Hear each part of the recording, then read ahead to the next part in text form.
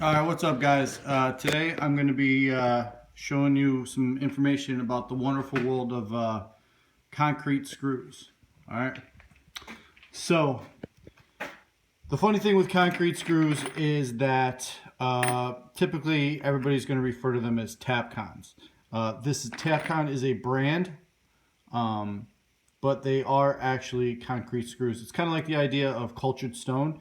Everybody knows that cultured stone is fake stone, but normally it's called manufactured stone. But if you call it cultured stone, everybody knows what you're talking about. Same thing with these Tapcons. All right, so when you purchase Tapcons, they typically come in two types of heads. All right, you have your hex head right here, okay, and you have your traditional Phillips head right here. So let's first talk about the pros and the cons to these two bad boys. All right, this one is much easier to drive in, to screw in, and to remove. Okay. However, you see this neck that's right here on this? See this neck? It won't allow it to countersink. Meaning, when you go to drive this into something, okay, it's going to stop right at the neck. So this will always stick out. That is a problem in some cases, okay, if you're trying to make something flush. So if you're trying to make it flush, you're going to need this style of screw so that when it screws in, it will sit flush to your material. All right, so, but the problem with this type of concrete screw is that it strips out extremely easy. It's very, very easy to strip this out right here. Okay, whereas opposed to the hexagonal head, it's much more difficult. It's not impossible, trust me. I've seen plenty of kids do it, but this one's much easier to drive in or to unscrew. All right, so when you're purchasing Tapcons, there's a lot of different factors to look into. Okay, one is obviously the length of the Tapcon. It depends on what you're trying to do. If you're trying to fasten a piece of wood to some sort of concrete material, you need to know the thickness of the material that you're working with so that you make sure that you get enough bite on your screw. So let me give you an example for that. If you're screwing in this half-inch material here, or this is about a little bigger than half-inch, but if you're trying to screw it in, look how much screw you have going into your concrete. That's more labor, that's more time, and obviously the bigger the screw, the more the cost.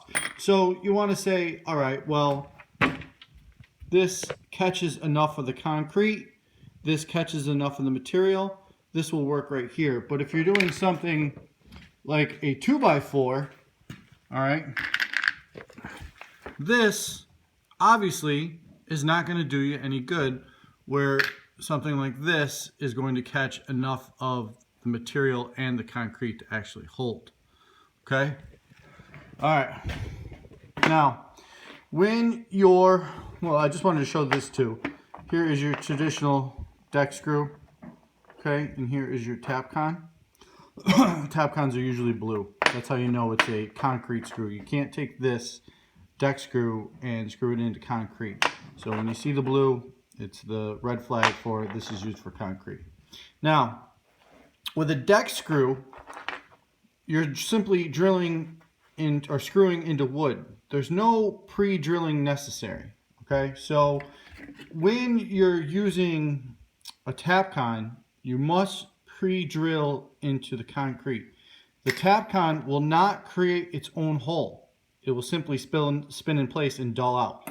So you must pre-drill it. So let's first talk about the difference between a regular drill bit and a concrete drill bit. Okay, so here I have some traditional regular drill bits here. Okay, as you can see, there's nothing. It's just a regular head to it. But if I go to this one, this is a concrete drill bit. See that little triangular tip to it? This is not showing very good. There we go. That's more like it. All right. That is how you know it's for concrete right there. All right. This little head right there, which it will just not focus on. All right. So you must first pre-drill into your material. Okay. So when you're using Tapcons, you're typically going to need a 2-gun setup. All right. This gun right here will perform both functions. It will drill into the concrete and it will actually put the screw into the concrete. But it tends to be a pain in the butt because, let's say for example, you're using the hexagonal head. When you're using the hexagonal head, in order to screw this in, you need what's called a nut driver. All right, and I have a set of nut drivers right here. This is what you need in order for this to fit. This will drive this in. Now, like we said before, you're going to need something like this in this gun to get the hole pre-drilled. So it can be a real pain in the butt to put the drill in, drill all your holes, and then put the nut driver in to screw in all your screws. So the best way to usually go is the 2-gun setup, where you set your drill on hammer, right? So now my arrow is pointing to hammer drill. So now I can drill with the concrete screw. And then you simply put